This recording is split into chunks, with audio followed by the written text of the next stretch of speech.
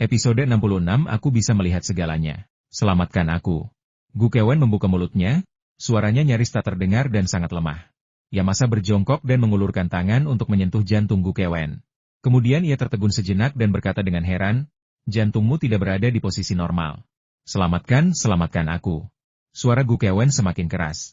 Ia mengangkat satu tangan dan mencengkeram kaki celana Yamasa. Aku telah menyelamatkanmu, jadi bagaimana kau akan membalasku? Aku akan mendengarkanmu dalam segala hal, kata Gu Kewen. Baiklah kalau begitu, aku akan membiarkanmu hidup, kata Yamasa. Aku tidak hanya akan membiarkanmu hidup, aku juga akan melatihmu. Setelah itu, kau akan kembali ke CIA dan bekerja untukku. Gu Kewen mengangguk. Demi bertahan hidup, ia akan menyetujui syarat apapun saat ini. Yamasa berkata dengan dingin, tapi kau harus ingat, aku bisa menyelamatkanmu, tapi aku juga bisa membunuhmu. Kalau kau berani menipuku, mengkhianatiku, aku akan membunuhmu. Gu Kewen mengangguk lagi. Yamasa menggendong Gu Kewen. Pergelangan tangannya terluka, tetapi itu tidak terlalu mengganggunya. Gu Kewen merasa seringan bantal di lengannya. Ia berjalan melewati lubang di dinding, menghadap salju yang menari-nari, dan berjalan menuju kegelapan. Gu Kewen memandangi salju yang turun dari langit, dan sebuah suara di hatinya, yang hanya bisa didengarnya, berkata, Xia Feng, aku akan kembali. Denganku dalam hidupmu, kau tak akan bosan. Yamasa dan Gu Kewen menghilang ke dalam kegelapan. Cahaya fajar mengusir kegelapan dan salju pun berhenti. Sebuah SUV Mitsubishi berhenti di jalan kecil 3 jalur. Tempat itu terpencil, tak berpenghuni, dan tak ada mobil yang lewat. Xia Feng keluar dari mobil dan membuka bagasi. Gu Kewu sudah lama terbangun, tetapi tangan dan kakinya dibalut lakban, dan mulutnya juga dilakban. Ia tidak bisa bersuara dan tidak bisa bergerak. Xia Feng menggunakan pisau untuk memotong lakban di tangan dan kaki Gu Kewen, lalu merobek lakban di mulutnya. Long Bing juga berdiri di depan bagasi, menatap Gu Kewu dengan dingin. Turunlah, kata Xia Feng. Apa yang ingin kau lakukan? Gu Kewu tampak menyadari sesuatu dan menjadi sangat gugup. Turun, teriak Long Bing sambil mengerahkan pistol di tangannya ke arah Gu Kewu. Gu Kewu menggigil dan dengan enggan memanjat keluar dari bagasi. Ia telah diikat sepanjang malam, sirkulasi darahnya tersumbat, dan ia hampir jatuh ke tanah ketika kakinya mendarat. Ia menyandarkan punggungnya ke mobil, berdiri tegak, melihat sekeliling, dan bertanya dengan suara gemetar, di mana tempat ini? Jepang, kata Xia Feng. Gu Kewu melihat darah di tubuh Xia Feng dan Long Bing. Bahkan ada serpihan yang tersisa di tubuh mereka. Mereka tampak kesakitan dan tertekan. Tiba-tiba ia teringat adiknya dan bertanya dengan ragu, bukankah kita sudah sepakat? Bagaimana dengan kesepakatan yang kau buat dengan adikku? Xia Feng berkata dengan tenang, kita baru saja akan membuat kesepakatan dengan adikmu. Ini tempat yang kita sepakati. Ayo pergi. Kau akan segera bebas. Apakah ini benar? Gu Kewu menghela napas lega. Berhenti bicara omong kosong dan pergi. Long Bing mengayunkan gagang pistolnya. Gu Kewu tanpa sadar memeluk kepalanya. Ia ketakutan karena kepalanya dipukul oleh Long Bing di sepanjang jalan. Gagang pistol di tangan Long Bing tidak mengenai kepala Gu Kewu. Ia meraih salah satu lengan Gu Kewu dan membawanya ke depan mobil. Di mana adikku? Gu Kewu berjalan memutari bagian depan mobil. Ia tidak melihat Gu Kewen, juga tidak melihat mobil yang terblokir. Sebaliknya, ia melihat tebing tak jauh dari depan mobil. Ia kembali gugup dan enggan bergerak. Long Bing mendorong Gu Kewu dan berkata, ayo pergi. Gu Kewu terhuyung ke depan, semakin dekat ke tebing. Bahkan sebelum mencapai tepi tebing, ia sudah bisa merasakan angin dingin bertiup dari bawah. Gelombang kesedihan menerpanya. Saat mencapai tepi tebing, ia tiba-tiba berbalik dan berlutut di hadapan Xia Feng dan Long Bing. Menangis terseduh-seduh, aku tahu tidak ada kesepakatan. Kalian akan membunuhku, kan? Long Bing dan Xia Feng tidak mengatakan apa-apa, hanya menatapnya. Reaksi ini dianggap sebagai persetujuan diam-diam. Tidak, jangan bunuh aku, jangan bunuh aku. Gu Kewu meneteskan ingus dan air mata, suaranya terdengar parau. Xia Feng, aku tahu aku telah mengecewakanmu. Aku telah melakukan begitu banyak kesalahan, tapi, aku sudah dipenjara. Aku telah dihukum. Maafkan aku. Aku bersumpah, aku tidak akan melakukan kesalahan lagi di masa depan. Aku mohon. Pada saat itu, hati Xia Feng melunak. Ia ingin mengatakan sesuatu, tetapi tidak bisa. Baginya, Gu Kewu sudah menjadi masa lalu, jadi tak masalah baginya untuk mengampuni. Namun, ini Jepang, dan jika identitasnya dan Long Bing terbongkar, itu akan menimbulkan masalah tanpa akhir, bahkan membahayakan mereka. Namun, ia tak tega menyerang sandera yang tak berdaya. Saat itu, Long Bing berbisik di telinga Xia Feng. Kita akan pergi ke Okinawa. Dan membawanya bersama kita akan menjadi masalah besar. Bayangkan apa yang dia lakukan di masa lalu. Setiap kali dia mencoba membunuhmu, dia berhasil. Berbaik hati kepada musuh sama saja dengan kejam kepada diri sendiri. Ayah dan adik perempuannya meninggal karena kita. Bisakah kau berjanji bahwa dia tidak akan membalas dendam padamu di masa depan? Kata-kata ini membangunkan Xia Feng. Ya, sebelumnya, dia berada di posisi yang lemah, dan Gu Kewu serta Gu Kewen telah menyiksanya sampai mati. Sekarang, jika situasinya terbalik, apakah Gu Kewu akan melepaskannya? Jangan coba-coba. Gu Kewu sepertinya merasakan sesuatu di mata Xia Feng, dan emosinya hampir runtuh. Ia bersujud kepada Xia Feng sambil menangis. Xia Feng, aku bersujud padamu, oke? Aku salah, aku salah. Aku akan membuka lembaran baru dan menjadi orang baik. Kumohon lepaskan aku. Kumohon lepaskan aku. Xia Feng mendesah. Gu Kewu, kau tahu? Aku tidak berniat mengeluarkanmu dari penjara. Adikmulah yang secara khusus memintaku untuk membawamu ke Jepang untuk berdagang. Sebenarnya, dia tidak pernah berniat berdagang denganku sejak awal. Dia hanya ingin membunuhku. Dan kau diperalat olehnya. Dia tidak peduli kau hidup atau mati. Kalau tidak, seharusnya dia datang untuk berdagang denganku saat kita masih di Hokkaido. Kau bohong. Gu Kewu meluapkan emosinya. Ia meraup marah, adikku bukan orang seperti itu. Aku kakaknya, dia tidak akan mengabaikanku. Di mana dia? Berikan ponselmu, aku akan segera meneleponnya, dia pasti akan mendengarkanku. Dia pasti akan mendengarkanku. Xia Feng menggelengkan kepalanya, adikmu sudah meninggal. Gu Kewu tiba-tiba membeku, dan jejak darah terakhir menghilang dari wajahnya.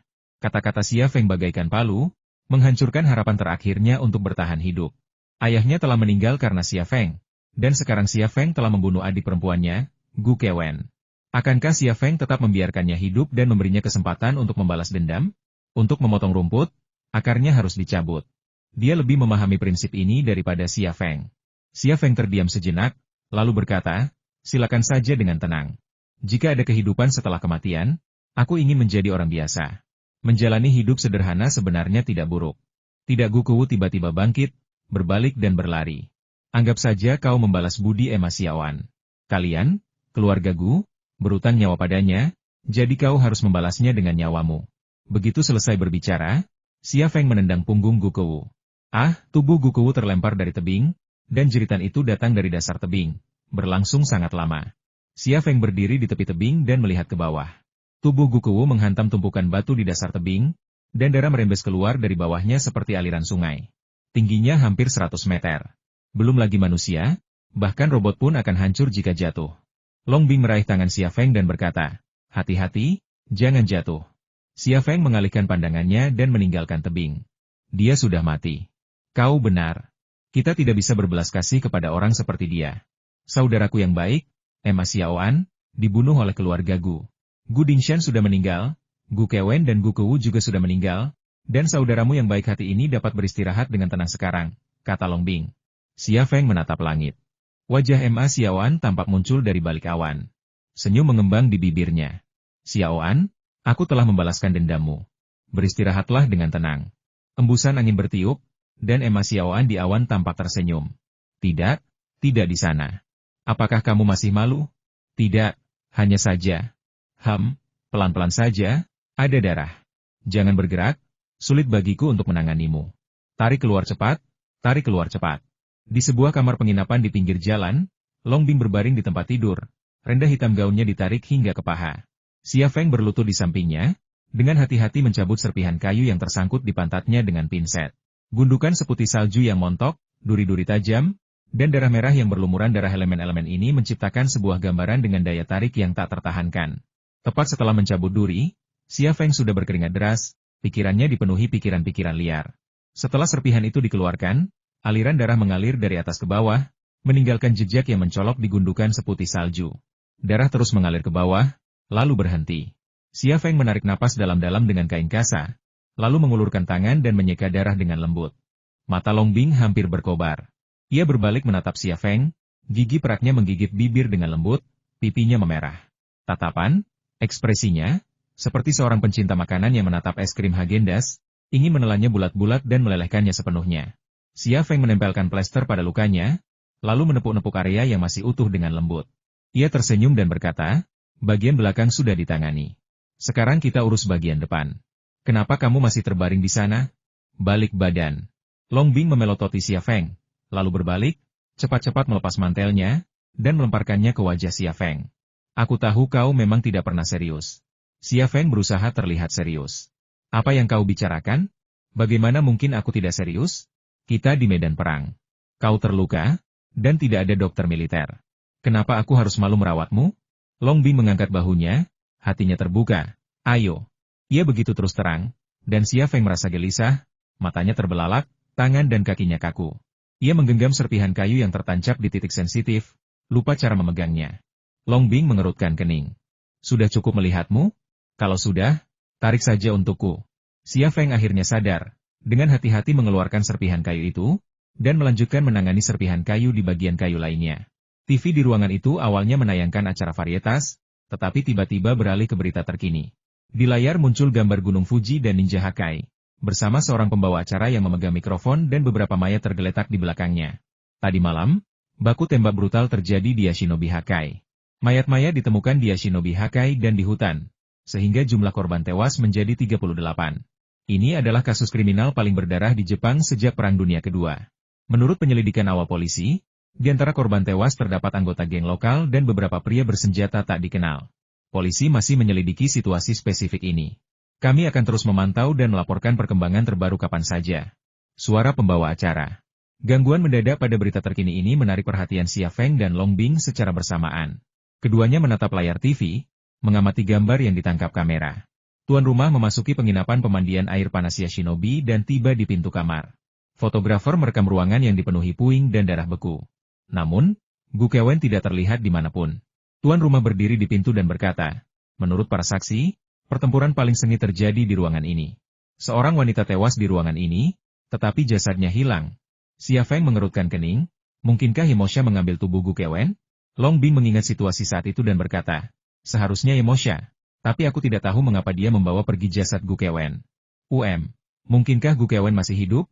Xia Feng merasa sedikit ragu di dalam hatinya, karena dalam keadaan normal, Yemosha tidak akan mengambil tubuh Gu Kewen. Karena itu tidak akan menguntungkannya sama sekali. Long Bing berkata, mustahil. Aku menusuk jantungnya dengan pisau. Mustahil dia masih hidup. Kalau bukan karena Yemosha yang menodongkan pistol ke arahku, aku pasti sudah menusuknya untuk kedua kalinya. Xia Feng tersenyum. Apa bedanya tusukan pertama dan kedua? Kau berhasil, dan aku percaya padamu. Gu Kewen benar-benar mati kali ini. Sekarang sepertinya ada sesuatu yang lain. Yah, dia sudah mati. Tidak perlu khawatir lagi. Ayo kita lanjutkan saja. Long Bing meraih tangan Xia Feng dan menatapnya. Siapa wanita bernama Yemosha itu? Kenapa dia menentangmu? Xia Feng terdiam, hatinya bimbang. Ia tahu cepat atau lambat Long Bing akan menanyakan pertanyaan ini, dan ia perlu memberinya penjelasan. Bukankah akan merepotkan jika kau memberitahuku? Sebagai agen elit Biro 101, bagaimana mungkin Long Bing tidak meragukan apa yang telah terjadi? Xia Feng kemudian berbicara, dia dari organisasi FA. Organisasi FA? Long Bing terharu. Aku pernah dengar.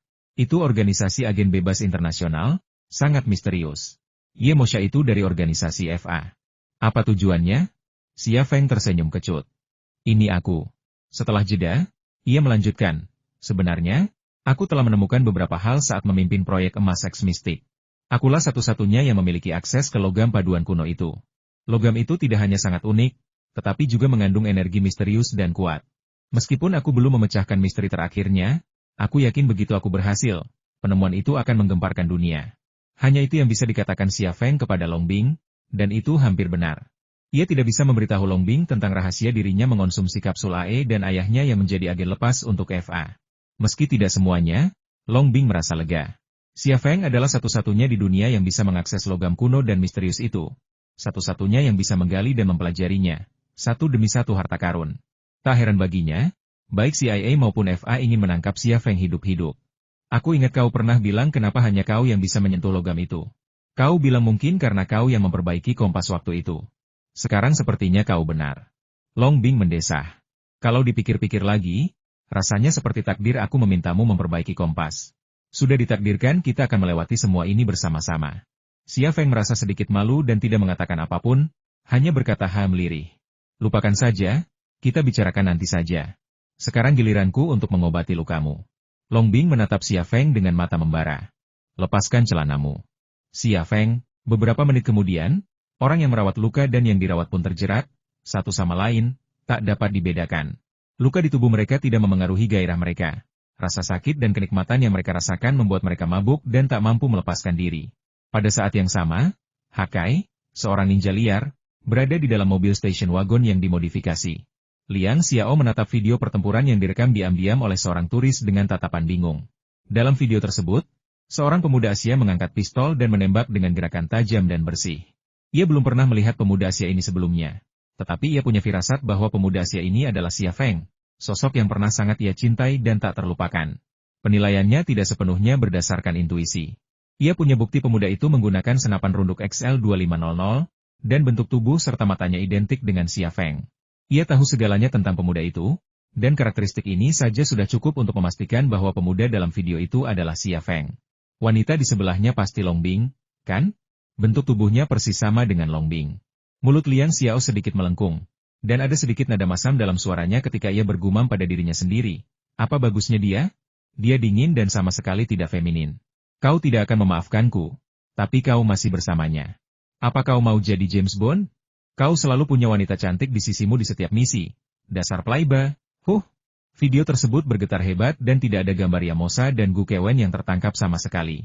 Setelah menontonnya, Liang Xiao ragu sejenak, lalu memformat videonya. Seorang agen CIA masuk ke mobil dan berbisik, "Bos, apa yang Anda temukan?" Liang Xiao berkata, "Saya tidak menemukan apapun." Videonya bergetar hebat. "Jangan khawatir. Saya akan mengurusnya." "Ya, bos. Kami juga menerima informasi bahwa sebuah geng di Hokkaido yang terlibat dalam bisnis penyelundupan manusia telah dibasmi. Orang-orang mereka menemukan kapal mereka di laut, begitu pula orang-orang yang telah terbunuh. Mungkinkah insiden itu ada hubungannya dengan apa yang terjadi padamu? Apa yang ingin kamu katakan?" "Saya hanya berspekulasi." Suara Liang Xiao terdengar dingin. "Apa kita perlu menangani hal semacam itu? Penyelundupan dan pertikaian antar geng adalah urusan polisi Jepang, bukan urusan kita. Kau harus ingat, target kita adalah orang itu. Turunlah dan kumpulkan lebih banyak intelijen dari Tiongkok." "Baiklah, bos, saya akan melakukan tugas saya." Agen yang sedang berbicara dengan Liang Xiao sedikit tidak puas, tetapi ia tidak berani membantah. Ia meninggalkan stasiun wagon yang telah diubah menjadi kendaraan komando. Setelah agen itu pergi, Liang Xiao mengeluarkan telepon satelit dan memutar nomor. Saat panggilan tersambung, Liang Xiao berbisik, "Paman, putra kesayanganmu sudah datang." "Apa paman tidak menonton berita? Dia semakin dibesar-besarkan sekarang. Sebagai seorang ayah, apa paman tidak peduli? Kalau begini terus, dia akan semakin berbahaya." Suara Xia Changhe terdengar dari telepon satelit, "Anakku sudah dewasa dan tidak patuh lagi. Aku melihat beritanya." "Apa kau yakin itu dia?" "Tentu, aku menemukan sedikit bukti, tapi jangan khawatir, aku sudah menanganinya tepat waktu." "Terima kasih." "Apa gunanya berterima kasih padaku?" Dia tidak tahu. Ada nada sedih dan kesal dalam suara Liang Xiao. Xia Changhe terdiam sejenak. "Tidak nyaman bagiku untuk ikut campur dalam urusanmu dan dia. Namun, jika ada kesempatan, aku akan berbicara baik tentang dia atas namamu." Liang Xiao langsung tersenyum, "Terima kasih, Paman. Sebaiknya Paman menemukannya sesegera mungkin. Aku tidak bisa menahannya lama-lama. Begitu keberadaannya diketahui di sana, operasinya akan besar dan dia akan berada dalam bahaya." "Baiklah, aku akan menemuinya sesegera mungkin." Xia Changhe menutup telepon. Liang Xiao menyimpan telepon satelitnya dan linglung. "Kalau ayahnya bicara untukku, apa dia akan memaafkanku?" Lalu ia tersenyum getir. "Bagaimana kalau dia memaafkanku? Dia sudah menikah dengan Shen Tu Tianyin. Dia playboy banget. Dia putus denganku, padahal aku belum punya pacar, tapi dia malah menikah. Aku jadi ingin menghajarnya." Xia Feng tidak dapat mendengar kata-kata ini. 1 hari kemudian, Okinawa, Naha. Xia Feng dan Long Bing menginap di hotel pantai. Mereka berdua tak lagi sama seperti di Tokyo. Xia Feng telah mengubah bentuk topeng kulit manusianya. Di Tokyo, ia dan Long Bing memang lebih tua, tetapi di Okinawa, mereka tampak seperti awal 20-an, jauh lebih muda dari usia mereka yang sebenarnya. Mereka tampak seperti mahasiswa yang sedang jatuh cinta, diam-diam sedang berlibur. Tak jauh dari hotel pantai terdapat pangkalan militer Naha. Kawat berduri yang tinggi, jet tempur as yang terparkir di hanggar, dan menara rudal anti pesawat menciptakan kesan yang dingin dan keras. Sebuah pesawat tempur siluman F-22 lepas landas dari landasan pacu dan terbang ke selatan. Kecepatannya begitu cepat sehingga dalam sekejap mata hanya tersisa jejak putih dan menghilang. Long Bing berdiri di samping Xia Feng. Jenis pesawat ini baru saja dikerahkan oleh Amerika Serikat ke pangkalan Okinawa untuk memperkuat strategi kembalinya mereka ke Asia Pasifik. Xia Feng tidak terlalu tertarik dengan politik, tetapi hal-hal seperti ini tetap membuatnya tidak nyaman. Waktu sekolah dulu, saya sangat lemah dan sering dirundung. Sama halnya dengan negara lain. Kalau tertinggal, pasti dirundung. Yang berkuasa, yang didorong oleh keuntungan, akan selalu bersikap sewenang-wenang dan tidak mau mendengarkan akal sehat. Long Bing mendesah. Apa yang bisa kita lakukan? Jet tempur ini saat ini adalah yang tercanggih di dunia. Tak ada jet tempur kita yang bisa menandinginya. Kurasa inilah mengapa para petinggi sangat mementingkan proyek X-Gold. Setelah logam itu digunakan di jet tempur kita juga bisa membangun jet tempur kelas dunia. Jika kita juga punya jet tempur seperti F-22 atau F-35, tak ada negara yang bisa menghalangi jalan kita menuju permajaan nasional. Memproduksi jet tempur adalah pekerjaan yang kompleks, mencakup beragam disiplin ilmu, tetapi elemen yang paling mendasar dan krusial adalah material. Tanpa material berkualitas tinggi, mustahil bagi ilmuwan Tiongkok untuk merancang jet tempur yang sebanding dengan F-22 dan F-35. Tanpa material yang baik, mereka hanya dapat menghasilkan produk yang biasa-biasa saja, tak tertandingi oleh pesawat tempur Eropa dan Amerika. Mimpi Tiongkok ya, untuk mewujudkan impian permajaan nasional kita, fondasi militer yang kuat sangatlah penting. Saya tidak pandai membangun pesawat terbang, tetapi saya akan berusaha sebaik mungkin untuk menyelesaikan proyek X dan menerbangkan jet tempur baru kita, kata Xia Feng. Long Bing berkata, Anda mungkin tidak bisa membuat pesawat terbang, tetapi Anda pandai membuat senjata. Senapan runduk XL-2500 dan senapan serbu Gale telah menggemparkan dunia. Negara ini juga telah menganugerahi Anda gelar, Bapak Senapan, yang merupakan penghargaan tertinggi. Tahukah Anda apa yang paling menarik perhatian saya tentang Anda? Xia Feng tanpa sadar menundukkan kepalanya untuk melihat tubuh bagian bawahnya. Long Bing meninju dada Xia Feng dan meludah. Apa yang kamu pikirkan? Xia Feng tersenyum dan berkata, tempat apa itu? Aku benar-benar tidak menyadarinya. Long Bing berkata, saat kau memegang pistol dan membunuh musuh. Ia tersenyum, sangat seksi. Setiap kali aku melihatmu memegang pistol dan menembak musuh, aku merasa sedikit. Apa yang sedang terjadi? Long Bing memutar matanya ke arah Xia Feng dan berkata, kamu begitu bersemangat, kamu benar-benar ingin aku mengatakannya dengan lantang. Xia Feng menatapnya dan berkata, kita masih punya waktu sebelum bertindak. Kenapa kita tidak? Sebelum dia bisa menyelesaikan kata-katanya, Long Bing menerkamnya dan menutup mulutnya dengan bibir dan lidah cerinya. Dia mencintai ketika dia ingin mencintai dan melakukan ketika dia ingin melakukannya. Dia selalu begitu terus terang. Tirai telah ditarik. Suara cinta bergema di ruangan kecil itu. Setelah makan malam, Xia Feng dan Long Bing meninggalkan hotel pantai. Sambil membawa ransel dan kamera SLR, mereka berjalan menyusuri jalan di belakang pantai. Suhu di Okinawa tidak biasa, mencapai lebih dari 20 derajat Celcius bahkan di musim dingin. Dengan suhu seperti itu dan pemandangan yang menakjubkan, orang-orang jelas tidak ingin berdiam diri di dalam ruangan menonton TV, sehingga jalanan dan pantai dipenuhi orang-orang yang bersenang-senang. Di antara mereka, banyak pemuda dan pemudi seperti Xia Feng dan Long Bing, membawa ransel dan memegang kamera SLR untuk mengambil foto. Hal ini memberi Xia Feng dan Long Bing sedikit perlindungan. Setelah berjalan sebentar, Xia Feng meletakkan ranselnya di dada, membuka resletingnya, dan sambil berjalan, dia melihat kompas di dalam ransel dan terus melangkah maju sesuai arah yang ditunjukkan oleh kompas. Setelah 10 menit perjalanan, jumlah wisatawan berkurang, dan jarak ke pangkalan militer Naha semakin dekat. Bahkan dari jarak beberapa ratus meter, Xia Feng masih bisa melihat tentara Amerika berdiri di pintu masuk pangkalan militer. Senjata dan amunisi mereka terisi penuh dengan megah. Meskipun Long Bing tidak bisa melihat tentara Amerika di pintu sejelas Xia Feng, ia tahu kemana ia dan Xia Feng pergi. Ia mengerutkan kening, apakah kita benar-benar di dalam pangkalan militer? Jika ya, mengapa kita masih menggali harta karun? Xia Feng juga merasa cemas. Semoga saja bukan di pangkalan militer. Kalaupun ada, aku tidak tahu harus berbuat apa. Pangkalan militer AS di Okinawa merupakan lokasi strategis untuk membendung kebangkitan Tiongkok, jadi bisa dibayangkan betapa ketatnya penjagaan di sana. Menggali harta karun di pangkalan militer AS ibarat menggali kuburan di depan Gedung Putih untuk mengubur mayat-mayat kita sendiri. Setelah berjalan lebih jauh, jarum kompas tiba-tiba berubah arah dan menunjuk ke arah laut. Perubahan ini membuat Xia Feng bernapas lega. Ia menggandeng tangan Long Bing dan berjalan meninggalkan jalan menuju pangkalan militer Naha, menuju pantai.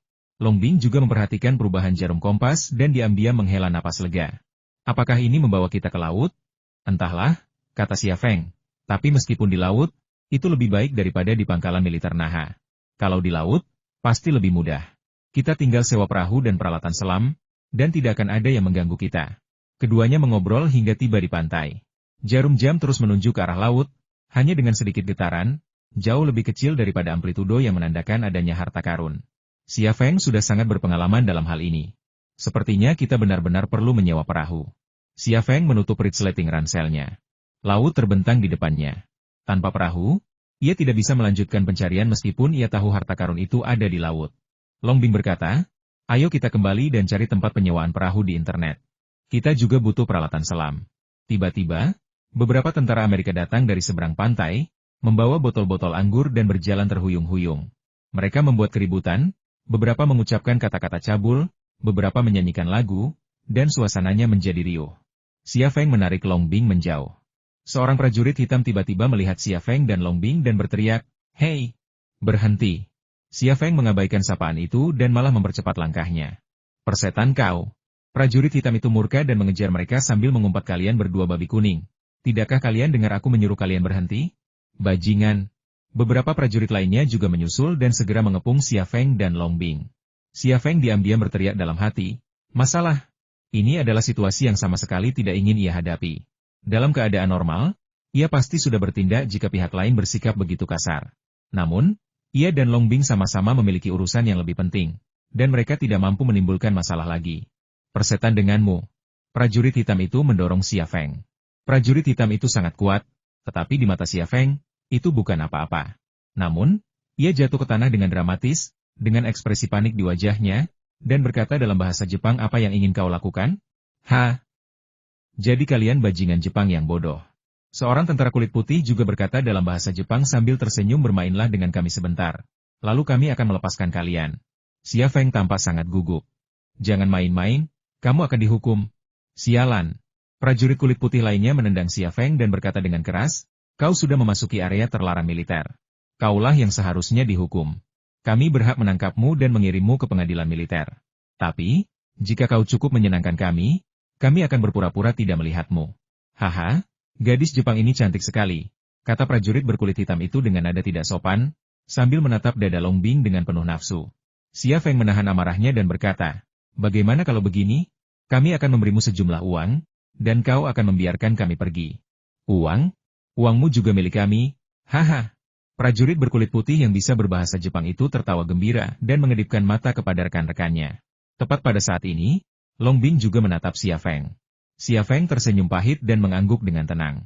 "Bawa mereka ke hutan di sana. Anak ini terlalu muda. Serahkan saja padaku." Prajurit berkulit putih yang bisa berbahasa Jepang itu tersenyum sinis. Ternyata dia punya hobi seperti itu. Beberapa tentara Amerika menyeret Xia Feng dari pantai dan, bersama Long Bing, mereka bergegas dan mendorong menuju hutan di seberang pantai. Hutan itu tampak lebat dan sepi, sangat terpencil. Setelah memasuki hutan, beberapa tentara Amerika memaksa Xia Feng dan Long Bing berjalan lebih jauh ke dalam hutan, dan akhirnya berhenti di sebuah tempat terbuka di hutan. "Nak, kemarilah dan biarkan aku merasa nyaman." Prajurit berkulit putih yang bisa berbahasa Jepang itu melepaskan ikat pinggangnya dan berkata dengan kejam kepada Xia Feng. Prajurit hitam itu tak sabar untuk berjalan menuju Long Bing. "Nona, barang Tuan Hei sangat besar. Aku tak tahu apakah kau bisa menanganinya." "Haha, tapi aku akan menjagamu baik-baik." "Tunggu," seru Xia Feng. "Aku memberimu satu kesempatan lagi. Aku akan memberimu $5.000 dan membiarkan kami pergi." $5.000? Prajurit berkulit putih yang bisa berbahasa Jepang itu tertegun sejenak, lalu tiba-tiba tertawa. "Sepertinya kita menemukan domba yang gemuk. Saudara-saudara, tahukah kalian apa yang harus dilakukan?" Para prajurit saling bertukar pandang, seolah-olah mereka telah mencapai kesepakatan. Setelah puas, mereka akan membunuh Xia Feng dan Long Bing, mengambil semua uang mereka, tanpa perlu khawatir dilaporkan. Di Okinawa, ratusan insiden pemerkosaan perempuan lokal oleh personel militer AS terjadi setiap tahun, namun hanya sedikit yang ditangani. Hal ini memicu penyebaran budaya ini. Xia Feng dan Long Bing jelas kurang beruntung karena mengalami situasi seperti itu. Mereka tidak ingin masalah, tetapi masalah itu justru mendatangi mereka. Beberapa prajurit membentuk kesepahaman diam-diam, dan Xia Feng dan Long Bing juga saling memandang. Long Bing mengangkat bahu. "Kenapa kalian mencoba berunding dengan sekelompok babi? Lakukan saja apa yang perlu dilakukan. Tempat ini bagus, tapi menggali lubang itu agak merepotkan." "Sialan, apa yang baru saja kau katakan?" Prajurit hitam itu berjalan ke arah Long Bing dan mengulurkan tangannya untuk mencekik lehernya. Long Bing tiba-tiba meraih pergelangan tangan prajurit hitam itu, mendorongnya ke arah berlawanan dari sendi, dan sekaligus mendorong tangan lainnya ke arah jantung prajurit hitam itu. Ketika ia berhenti lagi, ada pisau berburu di jantung prajurit hitam itu. Pada saat itu, udara tampak tiba-tiba membeku, dan semua orang kecuali Xia Feng tercengang. Namun, jeda ini hanya berlangsung kurang dari 1 detik. Kau, prajurit hitam itu membuka mulut untuk bicara. Namun ia hanya mengucapkan satu kata itu lalu terjatuh ke tanah. Long Bing menarik tangannya, dan pisau berburu di tangannya menumpahkan bercak darah ke udara. Prajurit kulit putih yang bisa berbahasa Jepang itu akhirnya tersadar. Ia meraung kaget dan marah bunuh mereka. Sambil berbicara, ia tiba-tiba mundur dan meraih pistol di pinggangnya. Sayangnya, Xia Feng tidak memberinya kesempatan seperti itu. Ia tiba-tiba melangkah maju dan mengulurkan tangan untuk meraih tangan prajurit berkulit putih yang hendak mencabut senapannya. Prajurit putih itu buru-buru menggunakan tangannya yang lain untuk menangkis pukulan itu, tetapi itu hanya tipuan. Tangan kanan Xia Feng terayun di udara, tiba-tiba menebas leher prajurit putih itu. Sebuah luka sedalam setidaknya 3 inci tiba-tiba muncul di leher prajurit putih itu. Arteri karotisnya putus, dan darah, di bawah tekanan, menyembur keluar seperti air mancur, melesat beberapa meter jauhnya. Hampir seketika, pisau berburu di tangan Long Bing berhenti di udara. Pisau itu berakhir tepat di leher prajurit lainnya. Pisau itu terhunus, darah mengalir, dan pria itu jatuh ke tanah. Dari 2 prajurit yang tersisa, 1 orang mencabut senjatanya dan seorang lagi berbalik dan lari. Prajurit bersenjata itu mengarahkan senapannya ke arah Xia Feng, tetapi pisau berburu di tangan Xia Feng melayang di udara di hadapannya, menusuk jantungnya dengan suara yang tajam. Nyawanya pun melayang seketika. Ia memegang pistolnya, tetapi tak mampu lagi menarik pelatuknya. Ia pun jatuh terduduk dengan suara gedebuk. Wus! Pisau berburu di tangan Long Bing juga terlempar dan menusuk tajam punggung prajurit terakhir yang melarikan diri. Prajurit itu terjatuh ke tanah, tetapi kemudian bangkit dan tersandung menuju pantai. Xia Feng mencabut pisau berburu dari mayat dan melemparkannya ke depan. Pisau yang dilemparnya bagaikan peluru, bergerak hampir lurus dengan kecepatan aneh, sulit dideteksi dengan mata telanjang. Ketika berhenti lagi, pisau itu sudah bersarang di belakang kepala prajurit yang melarikan diri itu. Prajurit terakhir jatuh ke tanah. Hutan tiba-tiba menjadi sunyi, dan bau darah yang kuat memenuhi udara. Long Bing mengangkat bahu, memecah keheningan yang pekat. Apakah kau belajar teknik melempar pisau ini dari Tang Yuyan? Xia Feng mengangguk. Tang Yuyan yang mengajariku. Senjata tersembunyi klan Tang sangat kuat. Aku pernah membaca novel bela diri yang menggambarkannya dengan cara yang sama, tapi tidak dilebih-lebihkan seperti di novel. Saya sudah berkali-kali meminta nasihatnya, tetapi dia tidak pernah mengajari saya satu kali pun, kata Long Bing. Xia Feng tertegun sejenak, kepalanya mulai terasa sakit. Apa yang ingin kau katakan? Kau tahu apa yang sedang kubicarakan. Xia Feng tersenyum. Aku belajar bukan tanpa hasil. Dia mengajariku teknik senjata tersembunyi sekte Tang, dan aku mengajarinya Wing Chun. Kami bertukar keahlian. Kalau kau mau belajar, aku bisa mengajarimu apa saja Wing Chun, teknik senjata tersembunyi sekte Tang, dan bahkan Qinggong sekte Tang. Long Bing mengangkat sudut mulutnya. Ketika aku ingin belajar, aku akan datang kepadamu untuk meminta bimbingan. Namun, kamu tidak boleh memberitahu Tang Yuyan, dan kamu juga tidak boleh memberitahu dia tentang hubungan kita. Tidak masalah. Lagi pula, lebih baik kau tidak berhubungan dengannya. Aku tahu dia menyukaimu, tapi aku ingin memberitahumu bahwa dia menginginkan lebih dari Shen Tianyin, dan kau tidak bisa memberikannya padanya. Xia Feng tersenyum pahit, dia dan aku tidak bersalah, tidak ada hal lain yang terjadi. Meski kau punya hubungan dengannya, apa aku perlu peduli? Apa kau tak punya cukup banyak wanita?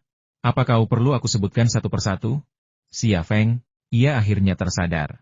2 perempuan di Biro 101, Long Bing dan Tang Yuyan, yang terlibat dengannya, sangat berbeda. Long Bing sangat patriotik dan berkomitmen penuh untuk mengabdikan diri seumur hidup kepada negaranya. Ia tidak tertarik pada hubungan romantis atau membesarkan anak. Yang ia butuhkan hanyalah seorang pria yang dicintainya, yang mencintainya dan yang peduli padanya, untuk menemaninya, menjalani kehidupan pernikahan yang tidak resmi. Tang Yuyan, di sisi lain, mengemban kehormatan dan misi keluarga. Hubungan dengannya berarti memberinya status yang sah, melahirkan anak, dan menjadi anggota keluarga Tang, berkontribusi pada kemakmuran dan kelangsungannya. Sepertinya Long Bing tidak menginginkannya saat bersamanya, selama dia bisa bersamanya. Namun, Tang Yuyan berbeda. Dia jelas menginginkan lebih dari Shen Tianyin. Contoh sederhananya, Long Bing tidak peduli dengan hubungannya dengan Jiang Rui, tetapi jika Tang Yuyan adalah istrinya, dia pasti tidak akan mengizinkannya memiliki wanita lain. Baiklah. Long Bing menepuk bahu Xia Feng. Aku tahu kau sedang membuat masalah di sini, jadi aku tidak akan merepotkanmu lagi. Ayo kita urus mayatnya. Kita harus segera pergi dari sini. Xia Feng tersenyum pahit dan tidak ingin membahas kehidupan cintanya lagi. Memang, ia sedang mengalami masa-masa sulit dalam hal itu. Tanpa alat seperti sekop, mengubur 5 mayat dewasa jelas tidak realistis. Xia Feng dan Long Bing mendiskusikan hal ini dan, memanfaatkan malam yang berkabut, menyeret kelima mayat itu ke pantai di luar hutan. Mereka menggali lubang besar di pantai dan mendorong kelima mayat itu ke dalam lubang dan menguburnya. Pantai itu terendam air laut, yang akan menghalangi bau busuk mayat-mayat tersebut. Hal ini juga akan menunda penemuan mayat-mayat oleh pangkalan militer Naha. Mungkin, pada saat pangkalan militer Naha menemukan mayat-mayat tersebut, Xia Feng dan Long Bing sudah meninggalkan Okinawa dan kembali ke Tiongkok. Kembali di hotel tepi pantai, Xia Feng menggunakan komputer hotel untuk mencari penyewaan perahu secara daring.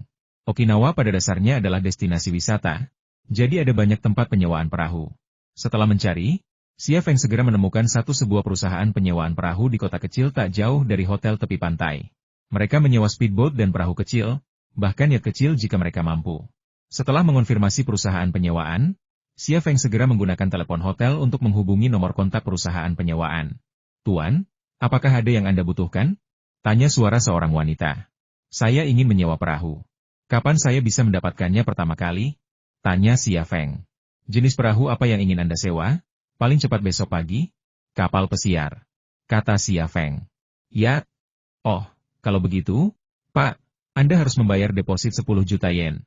Biaya sewanya juga 20.000 yen per hari." "Uang bukan masalah. Saya bisa membayar depositnya." "Bagus sekali. Kami akan memberikan layanan terbaik, Pak. Terima kasih telah memilih kami. Ngomong-ngomong, Anda mau menyewanya berapa lama?" "Sudah setengah bulan. Aku dan kekasihku baru saja menikah dan kami ingin menghabiskan bulan madu di laut." "Selamat, Tuan, dan sampaikan salamku yang terbaik untuk kekasihmu. Ngomong-ngomong, aku juga butuh 2 set peralatan selam. Bisakah kamu menyiapkannya untukku?" "Tidak masalah, Pak. Kalau Bapak datang besok pagi, kami sudah siapkan semuanya." "Baiklah, kekasihku sangat cemas. Bagaimana kalau begini? Aku akan datang untuk mengambil perahunya sekarang, dan kamu siapkan semuanya untukku. Aku akan membayar sewanya 2 kali lipat. Kalau kamu tidak bisa, aku akan cari yang lain." "Oh, tidak, Tuan, kemarilah. Saya akan meminta seseorang menyiapkan semua yang Anda butuhkan sekarang." "Baiklah, aku akan segera ke sana." Xia Feng menutup telepon. Seandainya insiden sebelumnya tidak terjadi, Xia Feng tidak akan begitu cemas. 5 tentara Amerika dari pangkalan Naha hilang, dan militer pasti akan memulai penyelidikan. Setelah pangkalan Naha mengonfirmasi hilangnya 5 tentara tersebut, militer pasti akan mengambil tindakan.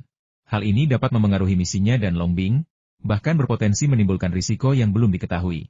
Oleh karena itu, lebih cepat lebih baik. Pada saat ini, Long Bing berbaring di punggung Xia Feng. Lengannya melingkari lehernya, area dadanya yang lembut dan montok dengan lembut menekan bahu Xia Feng. Xia Feng, yang duduk di meja komputer, entah kenapa merasa gugup. "Kita harus pergi." "Apa rencanamu?" Long Bing berkata, "Kau baru saja mengatakan aku kekasihmu. Lalu bagaimana dengan Shen Tutianyin?" Xia Feng, di saat kritis ini, dia masih tega mengerjainya dengan cara seperti itu. "Lupakan saja. Kamu cukup lelah beberapa hari ini, jadi aku akan membiarkanmu pergi kali ini. Ayo kita naik perahu." Long Bing melepaskan Xia Feng. Xia Feng akhirnya menghela napas lega.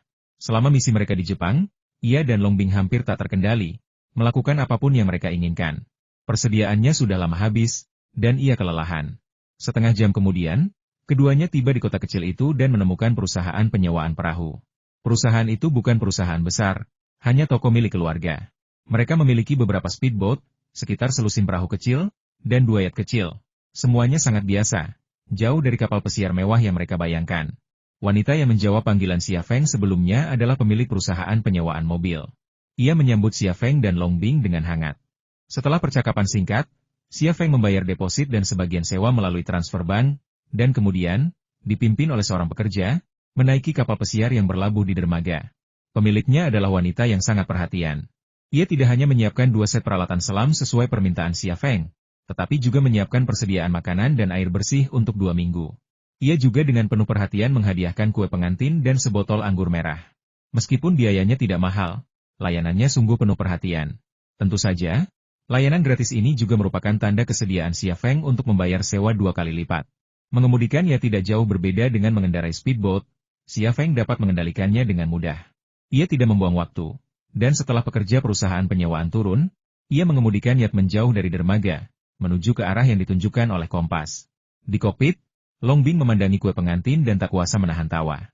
Apakah tulisan dalam bahasa Jepang di atasnya bertuliskan, selamat pernikahan, atau semacamnya? Xia Feng menoleh ke belakang dan berkata, itu berarti akan segera punya anak. Ah, Long Bing tertegun sejenak, lalu tiba-tiba berkata, oh ya, kita belum mengambil tindakan pencegahan apapun beberapa hari terakhir ini. Bagaimana kalau aku hamil? Xia Feng tertegun sejenak. Saat mereka melakukannya, pikirannya dipenuhi gelombang kebahagiaan dan kegembiraan. Bagaimana mungkin dia memikirkan apa yang harus dilakukan jika dia hamil? Sekarang, pertanyaan ini tiba-tiba muncul, dan dia juga khawatir. Ya, apa yang harus saya lakukan jika saya hamil? Long Bing mulai memeriksa barang-barang yang diberikan pemiliknya. Anda cari apa? Kondom? Pil KB? Astaga, dia bahkan gak nyiapin semua ini. Aneh banget. Xia Feng, kamu sendiri yang bingung. Kenapa orang-orang menyiapkan hal-hal ini? Garis pantai surut hingga tak terlihat lagi. Saat kapal pesiar terus melaju, getaran jarum kompas semakin terasa. Kita sudah hampir sampai, kata Xia Feng penuh semangat. Long Bing mendongak, tetapi tidak ada apapun di depannya kecuali ombak yang bergulung-gulung. Ia berkata, tidak ada pulau di depan. Mungkinkah pulau itu benar-benar ada di laut? Xia Feng berkata, entah di pulau atau di laut, kita sudah di sini. Siapa tahu, mungkin kita bisa menemukan harta karun itu malam ini dan mengambil apa yang kita butuhkan. Semoga saja. Kita telah membunuh 5 tentara Amerika. Semakin cepat kita pergi, semakin baik, kata Long Bing. Ketika kapal pesiar itu bergerak maju sekitar 1 mil laut lagi, jarum jam tiba-tiba bergetar hebat. Xia Feng mematikan kapal pesiar dan berhenti. Ia dan Long Bing naik ke dek. Laut ini tak berpenghuni, hanya air, dan ombaknya naik turun sejauh mata memandang, tak berujung. Xia Feng menggunakan kompas untuk memastikan dan segera mengambil keputusan. Harta karun itu tepat di bawah kita. Aku akan turun dan melihatnya. Kau tetap di sini dan tunggu aku. Tidak, aku ingin ikut denganmu, kata Long Bing. Xia Feng berkata, kalau kita semua tenggelam, siapa yang akan menjaga kapal? Juga senjata dan perlengkapan kita? Bagaimana kalau kapal lain datang dan melihat kita kosong lalu menarik kapal kita? Bagaimana kita bisa kembali? Tapi, Long Bing khawatir Xia Feng pergi ke laut sendirian. Xia Feng berkata, bagaimana kalau begini? Aku akan turun dan melihat dulu. Kalau ada masalah, kamu bisa turun dan membantuku. Oke, sudah beres. Long Bing merasa perkataan Xia Feng masuk akal. Mereka sudah berada di laut lepas. Kalau kapalnya hanyut atau ditarik, itu akan merepotkan. Xia Feng mengeluarkan pakaian selamnya, melepas pakaiannya, dan bersiap untuk berganti pakaian. Namun, pada saat ini, sebuah cahaya datang dari kejauhan, dan sinar terang itu langsung menyelimuti kapal pesiar kecil itu. Itu. Long Bing menutupi matanya dengan tangannya, tetapi dia tidak dapat melihat apa yang ada di balik cahaya itu karena cahaya yang kuat. Xia Feng melihatnya, dan ekspresinya menjadi serius, tanpa alasan lain selain karena ia melihat sebuah kapal perusak yang mengibarkan bendera Jepang. Lei, kapal macam apa ini?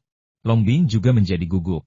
Xia Feng mengerutkan kening dan berkata, itu kapal perang Jepang. Bisakah kau melihat dengan jelas? Long Bing tampak terkejut. Xia Feng tidak sempat menjelaskan bagaimana ia bisa melihat kapal perang Jepang begitu jelas di kejauhan. Ia bertanya, apakah senjata kita tersembunyi? Tidak, mereka semua ada di kokpit. Itu tidak akan berhasil. Kita harus menyembunyikannya untuk berjaga-jaga.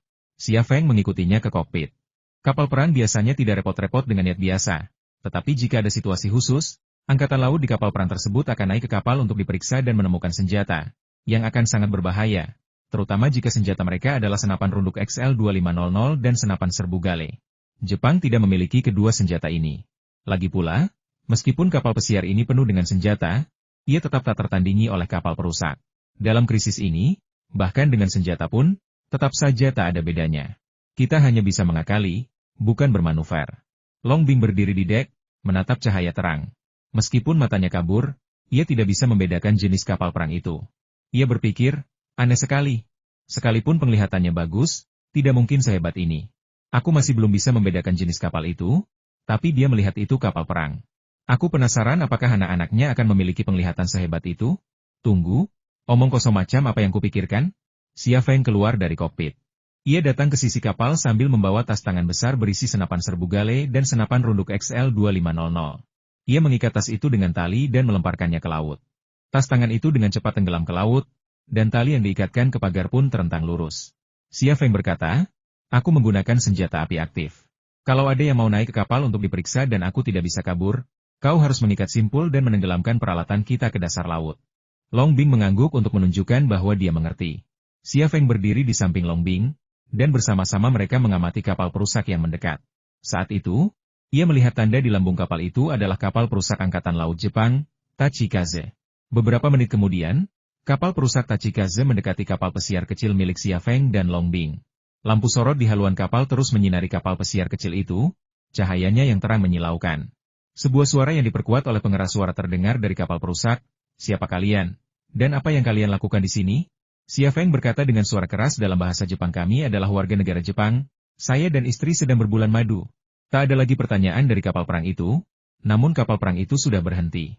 Xia Feng berbisik, "Bahasa Jepangmu jelek. Akan kukatakan kau bisu. Jangan bicara." Long Bing mengangguk dan berbalik untuk pergi ke laut. Sementara Xia Feng mengurus orang-orang di kapal perang, ia harus melemparkan dirinya dan perlengkapannya ke laut. Xia Feng tidak perlu menjelaskan hal ini, karena jika pihak lain tidak berniat naik ke kapal untuk diperiksa, mereka tidak akan berhenti. Long Bing bertindak cepat. Tak hanya menenggelamkan senjata dan perlengkapan ke laut, ia juga masuk ke kokpit dan membuang kompas ke tempat sampah. Setelah itu, ia mengeluarkan kue dan anggur merah kiriman pemilik perusahaan penyewaan, lalu bersiap untuk beraksi bersama Xia Feng guna mengatasi krisis yang sedang terjadi.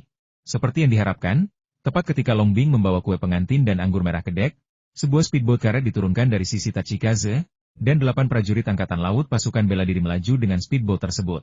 Kedelapan prajurit Angkatan Laut itu bersenjata lengkap dan memasang ekspresi acuh tak acuh. Tetap tenang, bisik Xia Feng kepada Long Bing yang sedang menyalakan lilin. Long Bing tidak berkata apa-apa, tetapi mengangguk sedikit. Dalam situasi ini, jika terjadi perkelahian, maut sudah pasti. Tidak ada jalan keluar, karena musuh bisa menghancurkan kapal pesiar itu hanya dengan satu tembakan. Sekarang, Xia Feng mulai menyesali ketidaksabarannya. Jika dia datang ke sini besok pagi, dia tidak akan berada dalam masalah ini. Perahu karet segera tiba di samping kapal pesiar. Seorang prajurit Angkatan Laut mengaitkan tali ke pagar kapal pesiar. Setelah perahu karet diperbaiki, kedelapan prajurit Angkatan Laut naik ke kapal pesiar. Hati Xia Feng sudah sangat gelisah, tetapi wajahnya tetap tenang. Ketika 8 tentara Angkatan Laut Jepang tiba di dek, ia menyapa mereka dengan senyuman. "Kalian telah bekerja keras. Kalian datang tepat waktu. Silakan makan sepotong kue." Seorang sersan berkata, "Terima kasih atas kebaikan Anda, tetapi kami sedang menjalankan misi. Apakah Anda punya kartu identitas? Tolong tunjukkan kepada saya." Xia Feng mengeluarkan SIM-nya dari pakaian yang dilepasnya. "Kato Takasuke." Sersan itu melihat SIM Xia Feng, lalu menatap Xia Feng sendiri. "Apakah kamu dari Hokkaido?" Xia Feng berkata, "Ya, ini desa nelayan kecil, dan aku juga seorang nelayan. Waktu kecil, kakekku sering bercerita kalau beliau sering pergi ke Pulau Etorofu untuk memancing. Tapi Rusia menduduki tanah kami, dan aku benci mereka. Aku punya mimpi waktu kecil suatu hari nanti aku akan angkat senjata dan merebut kembali ke 4 pulau utara kami. Tapi, karena kesehatan yang buruk, keinginan ini tak pernah terwujud. 4 kepulauan utara selalu menjadi sumber rasa sakit di hati orang Jepang." Satu-satunya tujuan Xia Feng mengatakan hal ini adalah untuk menciptakan rasa keakraban, agar para prajurit Angkatan Laut Jepang ini mengidentifikasi dirinya sebagai rekan senegara dan tidak mudah menimbulkan masalah baginya. Bahkan, apalagi 4 kepulauan utara, bahkan jika Rusia mengambil setengah dari Pulau Honshu milik Jepang, hal itu tidak akan ada hubungannya dengan dirinya. Setelah Xia Feng mengatakan ini, sersan yang memimpin tim akhirnya tersenyum dan berkata, "Aku tidak menyangka kau begitu patriotik. Tidak masalah jika kau tidak bisa bergabung dengan tentara sekarang. Kau pasti punya kesempatan di masa depan." Sambil berbicara, ia mengembalikan SIM Xia Feng kepadanya. Seorang prajurit Angkatan Laut memandang Long Bing dan berkata, "Nyonya, di mana kartu identitas Anda?" Long Bing tidak bergerak, tetapi menatap Xia Feng untuk meminta bantuan, dengan ekspresi gugup di wajahnya. Sersan yang bertugas pun bertanya, "Nyonya, di mana kartu identitas Anda?" Xia Feng membungkuk dan berkata, "Maaf sekali, istriku bisu. Maaf aku memintamu untuk menunjukkan kartu identitasnya. Begitulah adanya." "Maaf." Sersan itu juga sangat masuk akal. Xia Feng memberi isyarat kepada Long Bing, yang berpura-pura bereaksi. Ia lalu mengeluarkan kartu asuransi kesehatannya dan menyerahkannya kepada sersan dengan kedua tangan. Sersan itu melihat kartu asuransi kesehatan Long Bing, lalu melihat Long Bing lagi.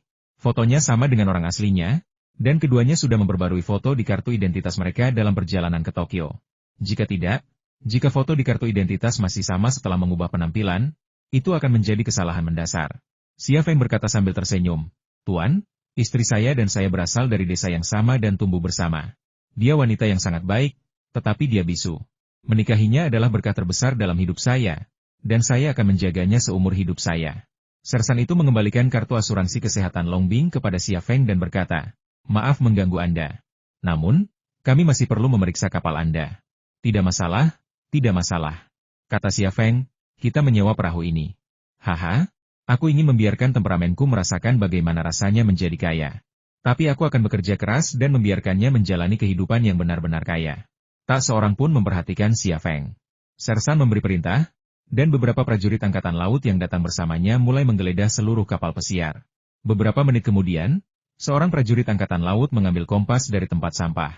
Saat itu, hati Xia Feng dan Longbing serasa ditarik oleh sebuah tangan. Saraf mereka berdebar-debar karena cemas. Untungnya, prajurit angkatan laut itu hanya meliriknya dan dengan santai membuangnya ke tempat sampah. Ia mungkin mengira itu hanya hiasan, atau kompas bekas. Karena tidak ada yang menginginkannya, ia tidak repot-repot melihatnya lagi. "Tuan, kami semua orang biasa. Mengapa Anda ingin menggeledah kapal kami?" tanya Xia Feng ragu-ragu. Sersan itu berkata, "Ada latihan militer yang sedang berlangsung di daerah ini. Anda melaporkannya secara tidak sengaja, jadi kami diperintahkan untuk menyelidikinya. Anda mungkin tidak tahu ini, tetapi kemampuan intelijen Tiongkok sangat kuat saat ini. Kita harus mencegah situasi buruk terjadi." "Oh, begitulah." Xia Feng tertawa santai. "Sersan, tidak ada yang mencurigakan." Seorang prajurit angkatan laut kembali ke dek dan berkata dengan keras. Para prajurit angkatan laut lainnya juga mendapatkan hasil yang sama, tidak menemukan apapun. Namun, situasi ini sesuai dengan harapan mereka dan tidak mengejutkan. "Ayo mundur," kata sersan terdepan, "ayo cepat pergi dari sini. Ini area latihan. Berbahaya bagimu untuk tetap di sini." "Tidak masalah, tapi bolehkah aku dan istriku menghabiskan kuenya sebelum kita pergi?" Xia Feng berkata dengan hati-hati, "Istriku sudah menyalakan lilin, dan kita siap untuk membuat permohonan. Akan sial jika kita berhenti." Sersan yang bertugas mengerutkan kening dan berkata, "Kalau begitu, cepatlah." "Baiklah, baiklah, kami tidak akan merepotkanmu," kata Xia Feng sambil tersenyum, "semoga latihanmu sukses." Perahu cepat itu berangkat. Xia Feng dan Longbing terjatuh di dek, punggung mereka sudah basah oleh keringat dingin. Kapal Tachikaze milik Angkatan Laut Jepang mulai bergerak dan perlahan pergi.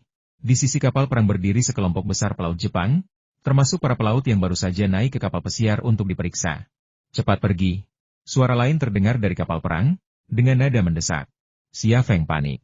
Mengusir kapal pesiar itu tampak seperti pilihan yang bijaksana, tetapi ia tahu radar di Tachikaze akan dengan mudah mendeteksi lintasan kapal pesiar itu. Jika ia berputar balik, hal itu mungkin akan menimbulkan kecurigaan. Kembali ke Okinawa akan membuatnya terpapar potensi ancaman pasukan AS di pangkalan militer Naha. Oleh karena itu, dari perspektif ini, pilihan yang paling bijaksana adalah tetap tinggal, segera menemukan tempat persembunyian harta karun, dan mengambil logam paduan kuno itu. Dengan desakan di satu sisi dan ancaman di sisi lain, Xia Feng berada dalam dilema dan tidak tahu harus memilih apa. Namun, pada saat ini, Longbing tiba-tiba datang, memeluk leher Xia Feng, dan mencium bibirnya. Ia sangat liar, lidahnya terjerat dengan lidah Xia Feng, dan tangannya mencari-cari sesuatu di tubuh Xia Feng. Tampak sangat bersemangat dan cemas. Xia Feng tiba-tiba mengerti maksudnya, dan dia segera melepaskannya, memeluk Longbing dan menciumnya dengan penuh gairah, lalu berguling di geladak, tampak seperti dia tidak dapat menahan keinginan untuk melakukan sesuatu yang impulsif. "Wow! Hahaha! Pak! Suara-suara kembali terdengar dari pengeras suara di kapal perang. Ada yang bersorak, ada yang tertawa, dan ada pula yang bertepuk tangan. "Persetan dengannya! Persetan dengannya!" teriak seseorang di samping perahu dengan nada menghasut. Sebaliknya, Xia Feng berhenti dan menatap kapal perang itu dengan ekspresi jujur, sederhana, malu dan sungkan di wajahnya.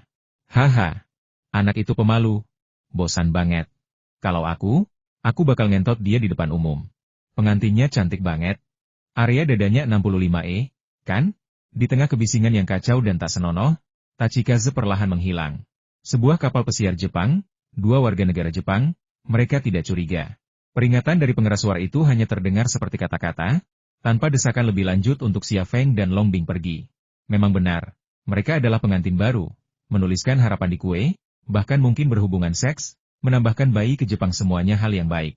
Jika itu hal yang baik, mengapa merusaknya? "Menyentuhku?" kata Longbing tiba-tiba. "Ah!" Xia Feng tidak berani mengambil tindakan. "Bodoh, pasti ada yang mengawasi lewat teleskop," kata Longbing, lalu mendesak, "Cepat, jangan berlama-lama." Xia Feng menggertakkan gigi dan menyelipkan tangannya ke dalam pakaian Longbing. Longbing kembali bergulat dengannya, tubuhnya yang lentur melilitnya seperti ular air, Tak mau berpisah sedetik pun. Di sudut mata Xia Feng, ia melihat beberapa bajingan menggunakan teropong untuk mengamati situasi pertempuran dan mengobrol dengan penuh semangat. Ukuran BMU benar-benar 65E? Xia Feng merasa ukuran yang dikatakan pria itu palsu karena jelas berbeda dari yang dia rasakan. Long Bing memelototi Xia Feng. Apakah menurutmu itu palsu? Aku sama sekali tidak bermaksud begitu. Sungguh, sama sekali tidak. Xia Feng mengukur dengan tenang. Seperti tukang kayu, menggunakan pita pengukur, penggaris, waterpass, dan sebagainya. Long Bing tersipu, menggigit bibirnya, ragu sejenak, dan berkata, 60E. Xia Feng menarik napas dalam-dalam. Ukuran ini terlalu berlebihan. Long Bing menepis tangan Xia Feng. Kau sudah memegang penggaris, apa yang kau ukur? Bawa aku ke kabin dan beri mereka ilusi bahwa kita di sini untuk melakukan sesuatu. Setelah mereka pergi, kau bisa turun ke laut. Xia Feng tersenyum, mengangkat pinggang Long Bing, dan berjalan menuju kabin. Para prajurit angkatan laut yang berjaga di Tachikaze juga bubar. Mereka semua masuk ke kabin untuk melakukan tugas mereka, jadi mereka tidak bisa melihat apapun meskipun mereka ingin. Beberapa menit kemudian, Tai Dao Feng menghilang dari laut. Xia Feng dan Long Bing kembali ke dek. Xia Feng segera mengenakan peralatan selamnya dan terjun ke air. Lampu sorot pada pakaian selamnya mengusir kegelapan. Dengan kekuatannya, dipadukan dengan kemampuan luar biasa mata kirinya, Xia Feng dapat melihat objek dalam jarak sekitar 50 meter. Jangkauan penglihatan bawah air ini melampaui kemampuan manusia normal. Dalam keadaan normal, bahkan di air sebening kristal sekalipun, mampu melihat beberapa meter saja sudah merupakan prestasi yang luar biasa. Saat ia terus menyelam, tekanan bawah air semakin kuat seiring ia menyelam lebih dalam. Tekanan ini membuat Xia Feng merasa sangat tidak nyaman, seolah-olah beberapa karung pasir berat menekannya. Organ dalam dan tulangnya menahan tekanan yang luar biasa. Rasanya seperti tulangnya akan patah dan organ dalamnya akan pecah. Xia Feng memeriksa pengukur tekanan dan terkejut. Saking inginnya menemukan harta karun itu, ia turun begitu cepat hingga tak menyadari ia sudah mencapai kedalaman 350 meter. Rekor penyelaman manusia adalah 330 meter, kedalaman yang belum pernah dilampaui oleh siapapun. Lebih lanjut, batas ini hanya dapat dicapai dengan bantuan peralatan selam khusus. Tanpa peralatan khusus, batas penyelaman manusia hanya 100 meter. Baik yang pertama maupun yang kedua, melampaui batas ini akan mengakibatkan kematian. Tatapan Xia Feng bergerak ke bawah, tetapi ia masih tidak bisa melihat dasar laut. Artinya, dasar laut setidaknya berjarak 50 meter darinya. Mungkin 80 meter, 100 meter, atau bahkan 300 meter. Sial, kenapa aku begitu sial? Xia Feng tak dapat menahan diri untuk mengumpat. Setelah ragu sejenak, Xia Feng tetap berani menyelam. Meskipun tekanan bawah laut tak tertahankan, ia tidak merasa tercekik atau hampir mati. Ia merasa masih bisa menyelam. Meskipun berisiko, ia tidak punya pilihan lain. Jika ia melewatkan kesempatan ini, kembali akan sulit. Ini berada di wilayah yang dikuasai Angkatan Laut Jepang dan Amerika. Bahkan kapal selam tercanggih Tiongkok pun tak dapat mencapai tempat ini tanpa terdeteksi. 50 meter berlalu dalam sekejap mata, dan masih belum ada jejak dasar laut. Namun, Xia Feng merasa seolah-olah beban beberapa ratus kilogram menekan dadanya, membuatnya sangat tidak nyaman. Sialan, ayo bertarung. Xia Feng menggertakkan giginya dan terus menyelam. Kali ini, setiap meter yang saya selami terasa seperti berjalan di ujung pisau. 30 meter lagi terlewati. Paf! Seteguk darah menyembur dari sudut mulut Xia Feng. Tekanan yang luar biasa membuat kesadarannya mengantuk, dan tubuhnya kehilangan kemampuan untuk bergerak. Ia tidak bisa bergerak, tetapi rasanya seperti pusaran air terbentuk di bawah kakinya, menyedotnya ke dasar laut yang gelap. Tidak mampu berjuang, dengan tekanan yang semakin meningkat, ini adalah lingkaran setan, dan hanya ada satu hasil akhir, yaitu kematian. Kesadaran Xia Feng semakin kabur. Pikirannya berkelebat, bukan keinginan untuk bertahan hidup, melainkan peristiwa masa lalu. Ia melihat dirinya membaca keras-keras di kelas, teman sebangkunya, Jiang Rui, dengan rambut kuncir kuda, menatapnya dengan mata gelap yang lebar. Ia melihat ibunya sedang mencuci pakaiannya, sebuah gambaran yang samar. Ia juga melihat wajah-wajah Shen Tutianyin, Long Bing, Tang Yuyan, dan Ma Xiaoan. Wajah-wajah ini berkelebat di benaknya seperti tayangan selide, dengan cepat dan semakin kabur.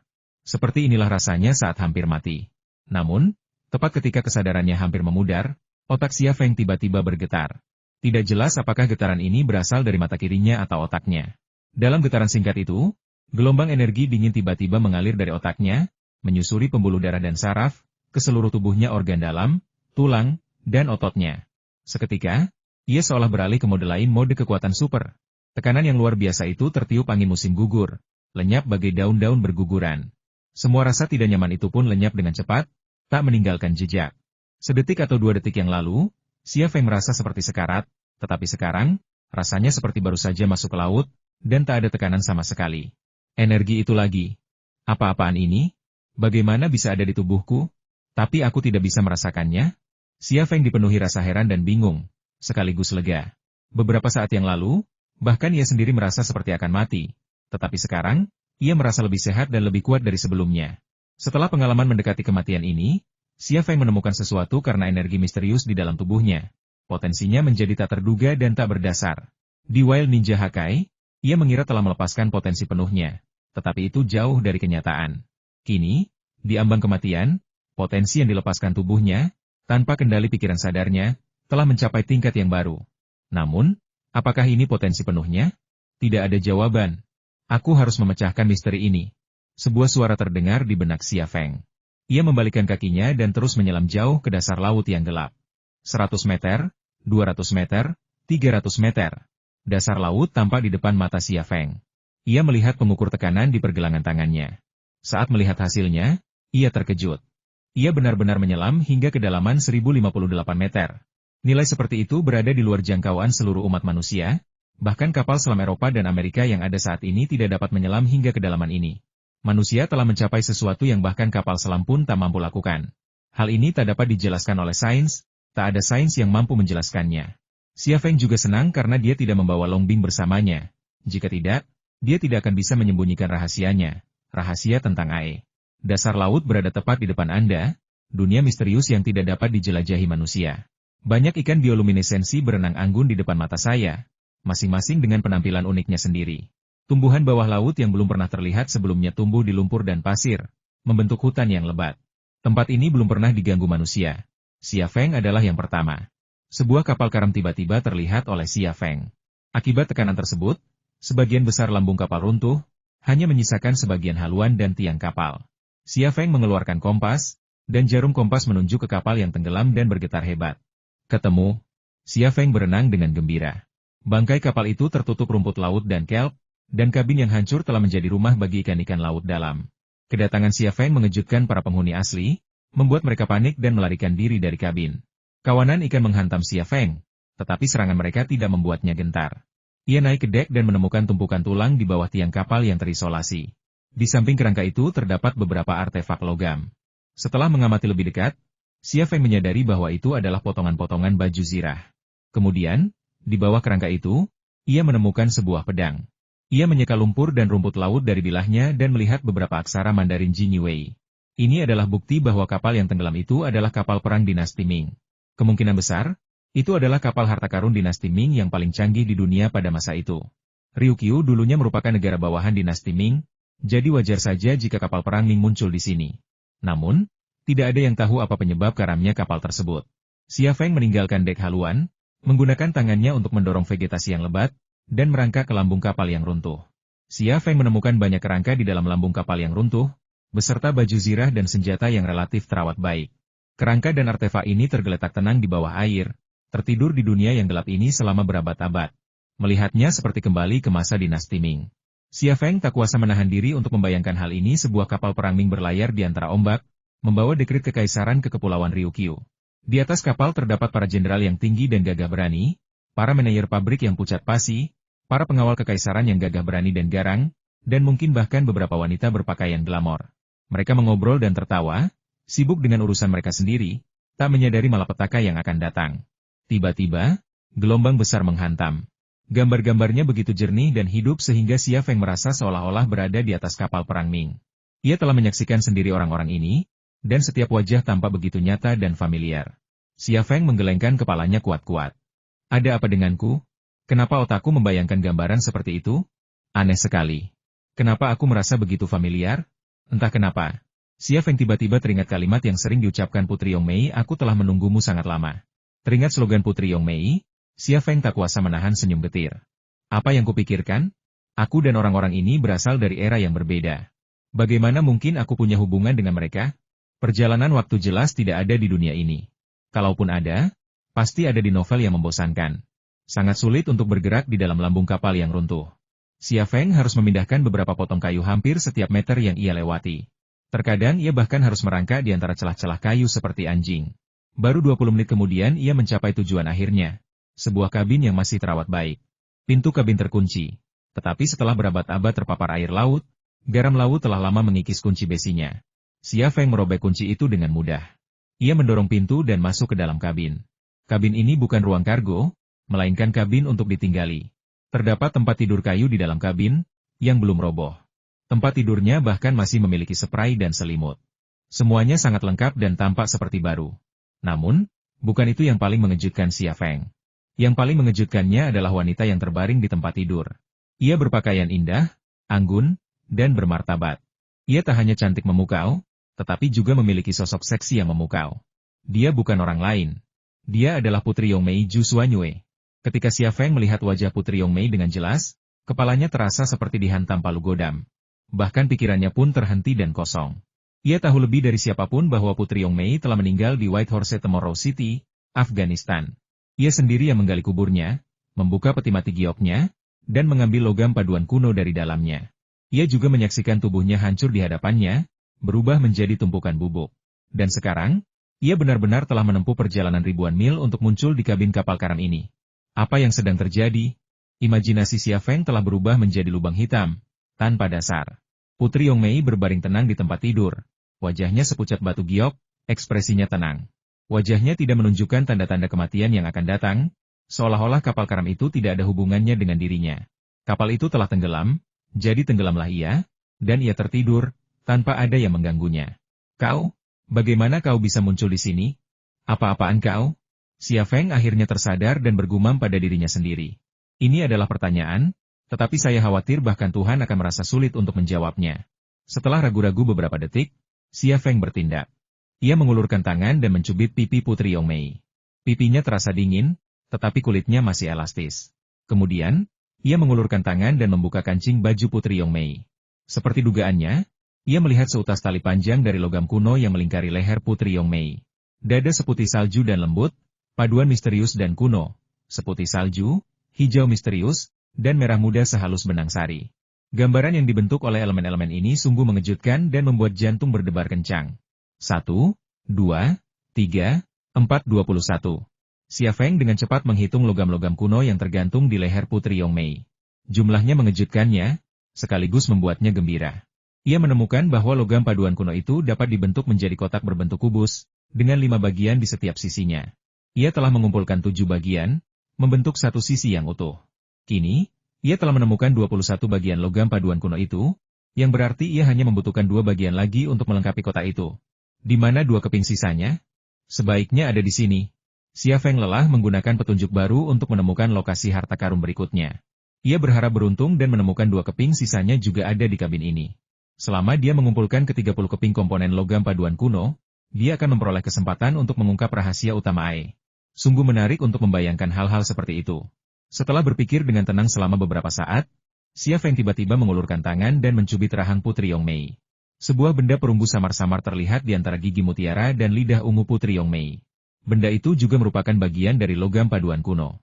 Haha. Gulp.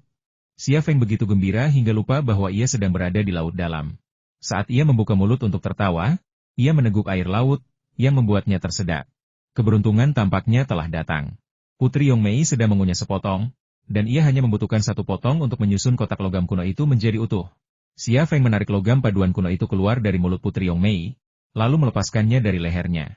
Sebelum Xia Feng sempat memasukkan logam paduan kuno itu kembali ke dalam tasnya, tubuh Putri Yongmei dengan cepat hancur berkeping-keping, hanya menyisakan tumpukan abu putih dalam sekejap mata. Paduan kuno itu tidak muncul lagi, tetapi penunjuk baru muncul di tumpukan abu putih. Ya Tuhan!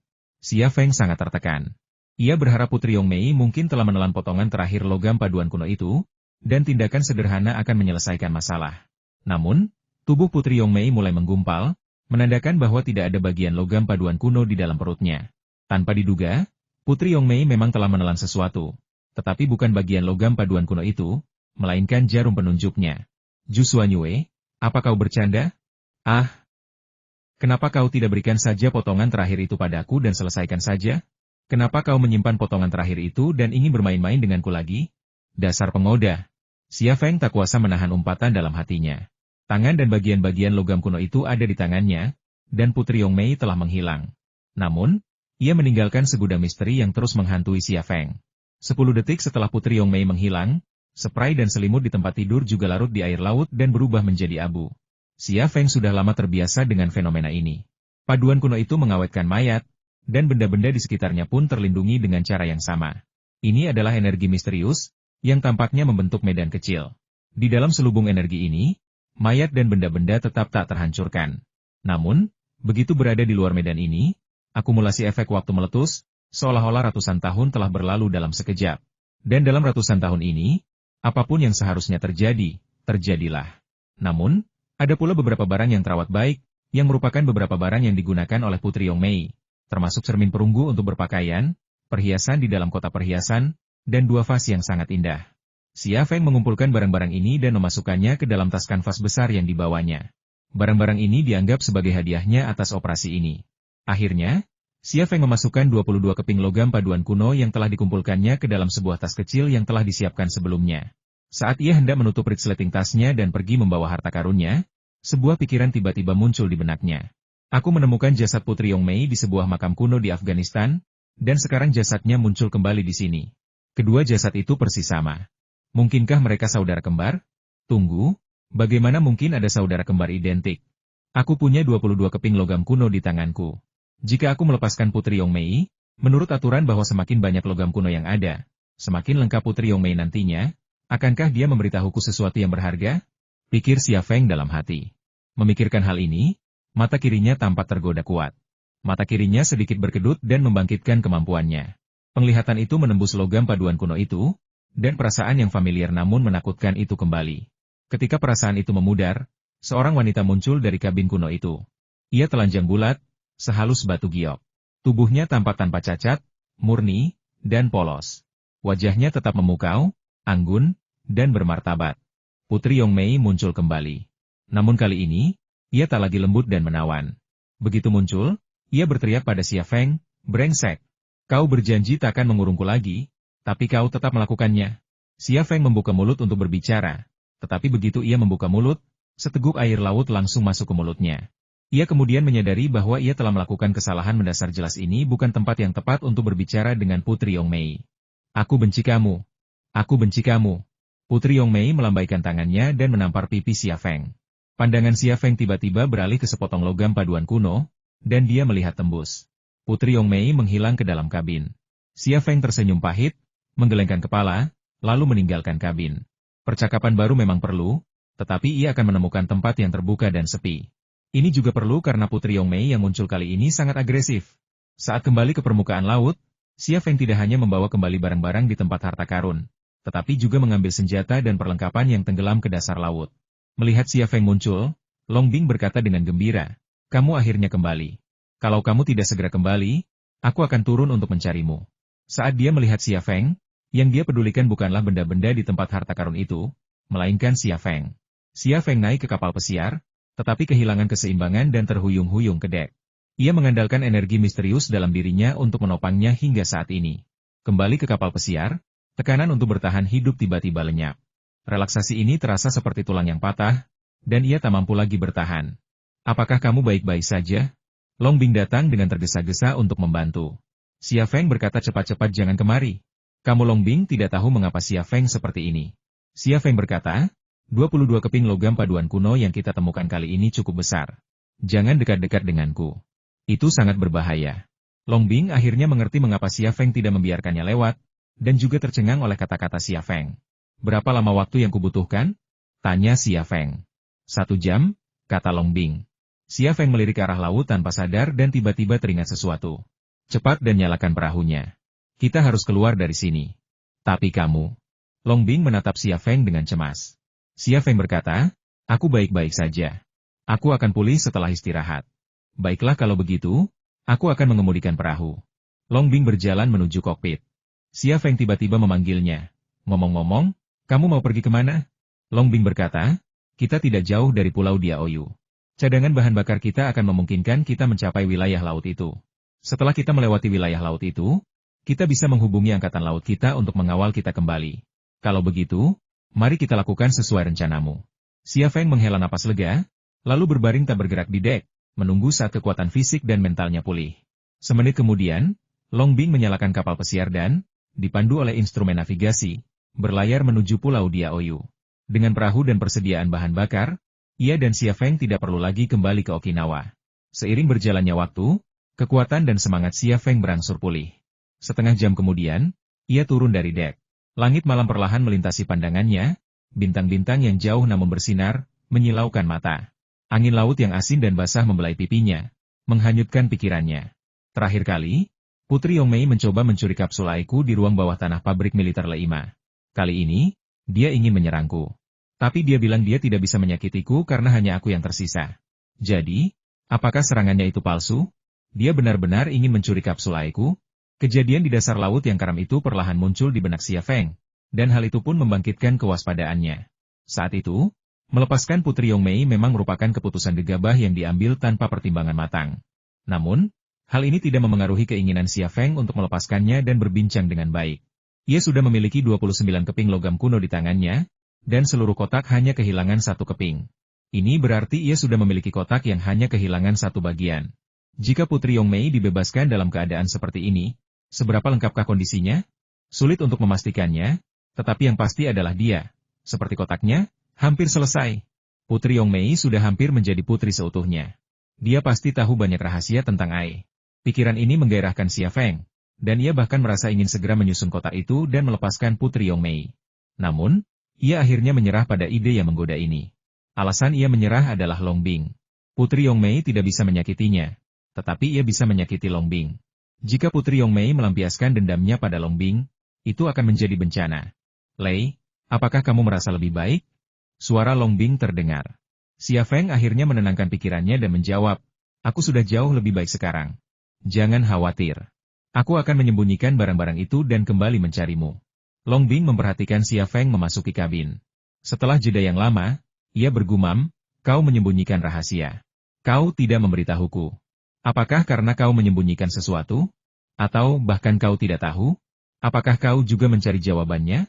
Pikiran dan intuisi wanita terkadang sangat akurat. Lebih dari 10 menit kemudian, Xia Feng kembali ke kokpit dengan tas besar di tangannya. Ada apa? Tanya Long Bing setelah melihatnya. Xia Feng membuka tas itu dan menemukan isinya, yaitu perhiasan, porselen, dan cermin perunggu milik Putri Yongmei yang ditemukannya di kabin. Xia Feng berkata, aku menemukan semua ini di tempat harta karun. Ambil saja sesukamu. Long Bing hanya meliriknya dan berkata, ambil saja. Aku tidak menginginkannya. Kenapa tidak? Tanya Xia Feng sambil tersenyum. Kalau kau tidak mau, bagaimana aku bisa menerimanya? Apa kau mau aku serahkan saja pada negara? Kalau kau mau, aku akan melakukannya. Long Bing berkata, kau tahu aku tidak suka hal-hal seperti ini. Aku juga punya prinsip. Sungguh, ambil saja. Aku tidak menginginkannya. Lalu aku akan menyerahkannya ke negara. Jangan. Long Bing melanjutkan, kau sudah menghabiskan ratusan ribu dolar untuk operasi ini. Tuan Xi tidak akan mengganti uang sebesar itu. Menurut gayanya, anggaran operasi kita mungkin tidak akan melebihi 300 ribu yuan, dan itu dalam mata uang Tiongkok. Anggap saja ini sebagai ganti rugimu. Lagi pula, simpan saja. Kalau aku butuh uang nanti, aku bisa memintanya padamu. Xia Feng tersenyum. Kalau begitu aku akan mengambilnya. Aku akan membelikanmu mobil bagus dan beberapa peralatan rumah tangga mewah. Kamu tidak suka bak mandi besar dengan fitur berselancar itu? Beli satu, renovasi rumah, dan bangun kamar mandi besar. Long Bing menatap Xia Feng. Kau mau membelikanku mobil? Kau mau merenovasi rumahku, membelikanku peralatan rumah tangga mewah, dan bak mandi besar? Apa kau mau mendukungku? Xia Feng tercengang. Benarkah? Apakah dia berencana mendukung kepala seksi Long? Dia jelas tidak punya niat seperti itu. Tapi dilihat dari tindakannya, apa bedanya dengan orang-orang kaya yang punya simpanan? Lupakan saja. Apa bedanya aku didukung atau tidak? Aku tidak ingin menggantikan Shen Tu Tianyin. Kalau kamu mau mendekorasi rumahku, pasang saja bak mandi besar atau semacamnya. Lagi pula, kamu harus pakai bak mandi itu nanti kalau kamu datang. Tapi perlu kukatakan, setelah rumahku didekorasi, kamu harus menginap di sini 1 malam dalam seminggu. Xia Feng, apakah ini sama saja dengan menembak kaki sendiri? Long Bing tampak malu dan mengganti topik. Ngomong-ngomong, apa kamu menemukan petunjuk baru kali ini? Pikiran Xia Feng pun kembali ke bisnis utamanya. Ya, aku akan menggantinya dan melihat ke arah mana harta karun berikutnya berada. Xia Feng melepas jarum lama dari kompas dan menggantinya dengan jarum baru yang ditemukan di bangkai kapal. Begitu penunjuk itu dipasang, tiba-tiba ia berbalik dan kembali ke posisi semula. Apa yang terjadi? Xia Feng menatap kompas dengan takjub. Long Bing juga mengalihkan pandangannya dan menatap kompas dengan saksama. Kedua pria itu mengira kompas akan segera bergerak, menunjuk ke arah tertentu, lalu bergetar. Namun, semenit penuh berlalu, dan kompas tetap tidak bergerak. Apakah rusak? Long Bing tak dapat menahan diri untuk bertanya dan memecah keheningan. Entahlah, kata Xia Feng. Selain kebingungan, ia merasa semakin tertekan. Dalam situasi ini, ia tidak dapat menemukan tempat persembunyian harta karun berikutnya. Jika ia tidak dapat menemukan tempat persembunyian harta karun berikutnya, ia tidak akan dapat menemukan bagian logam paduan kuno terbaik, dan dengan demikian, ia tidak akan dapat mengumpulkan semua bagian untuk melengkapi kotak itu. Bagaimana dia bisa mengungkap rahasia terakhir jika dia tidak bisa menyusun kotak itu secara lengkap? Setelah membayar begitu banyak dan melalui begitu banyak hal, dia tidak akan pernah bahagia dalam hidupnya jika dia tidak bisa memecahkan misteri terakhir. Tetapi ketika Xia Feng merasa tertekan dan bertanya-tanya apakah kompasnya rusak akibat tekanan luar biasa di laut dalam, jarum kompas tiba-tiba bergetar, lalu naik dan menunjuk ke langit. Yang lebih aneh lagi adalah Xia Feng awalnya memasang penunjuk tersebut pada kompas, tetapi saat ini penunjuk tersebut telah terpisah dari kompas dan mengambang pada batang penghubung yang menahan penunjuk tersebut seolah-olah tidak berbobot. Xia Feng dan Long Bing sama-sama tercengang. Tatapan mereka perlahan beralih dari penunjuk, menatap langit-langit di atas kepala mereka dengan ekspresi kosong. Harta karun berikutnya ada di langit? Ini tidak diragukan lagi merupakan lelucon besar.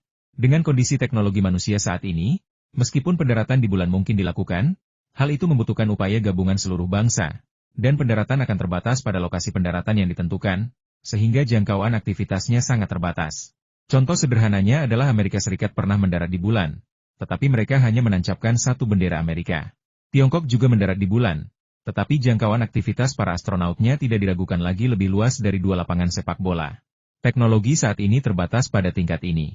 Bayangkan saja kondisi seperti apa yang dibutuhkan untuk mencapai harta karun berikutnya di luar angkasa. Faktanya, bahkan jika Tiongkok mampu mengirim Xia Feng ke bulan, ada lebih dari 1 bulan di langit di atas kita. Jika kita tidak berada di bulan, bagaimana kita bisa menggali harta karun? Hahaha. Xia Feng tidak dapat menahan tawa, tawanya tidak dapat dijelaskan. Long Bing terdiam beberapa saat, lalu menghiburnya, jangan khawatir, mungkin ada yang salah dengan kompasnya. Kalau memang benar-benar ada di suatu tempat yang jauh di langit dan kau tidak bisa sampai di sana, tidak apa-apa. Kau sudah berusaha sebaik mungkin, dan negara ini tidak akan pernah melupakan kontribusimu. Xia Feng tak bisa tertawa lagi, karena hanya dia yang tahu bahwa ia tidak hanya meneliti rahasia AE untuk negara, tetapi juga untuk dirinya sendiri. Ia terikat erat dengan masalah ini, bagaikan tulang dan hati. Bagaimana mungkin ia bisa melupakannya? Namun, pada saat itu, jarum yang menggantung di atas batang kompas itu jatuh dan tiba-tiba kembali ke posisi semula. Kembalinya jarum itu seolah-olah telah diukur dengan tepat, dengan akurasi yang luar biasa. Kompas berhenti bergerak lagi, tanpa gerakan baru. Apa yang terjadi di sini? Xia Feng menatap kosong ke arah penunjuk itu, dan meskipun dia berusaha sekuat tenaga untuk memikirkannya, itu tidak ada gunanya. Semenit kemudian, penunjuk itu kembali berdiri tegak, menunjuk ke langit. Setelah beberapa saat, penunjuk itu kembali ke posisi semula. Sepertinya energinya terakumulasi, dan ketika mencapai level tertentu, ia akan menunjukkan arahnya. Energi macam apa itu? Apakah energi kompas itu sendiri? Atau energi lain? Pikir Xia Feng terkejut. Kapal pesiar itu membelah ombak, membawa perahu penuh pertanyaan, dan mengintai dalam kegelapan. Fajar akhirnya akan tiba. Tetapi hingga saat itu tiba, kegelapan tetap ada dan sulit dihilangkan. Jarak garis lurus antara lokasi harta karun di laut dan pulau Diaoyu sekitar 300 km. Kapal pesiar kecil tersebut melaju dengan kecepatan 30 knot dan memasuki wilayah laut ini setelah 12 jam. Ini adalah wilayah laut yang disengketakan. Jepang telah mendudukinya secara paksa dan memaksakan kendali militer, dengan dukungan Amerika Serikat, sehingga menciptakan hambatan bagi kekuatan Tiongkok yang sedang bangkit.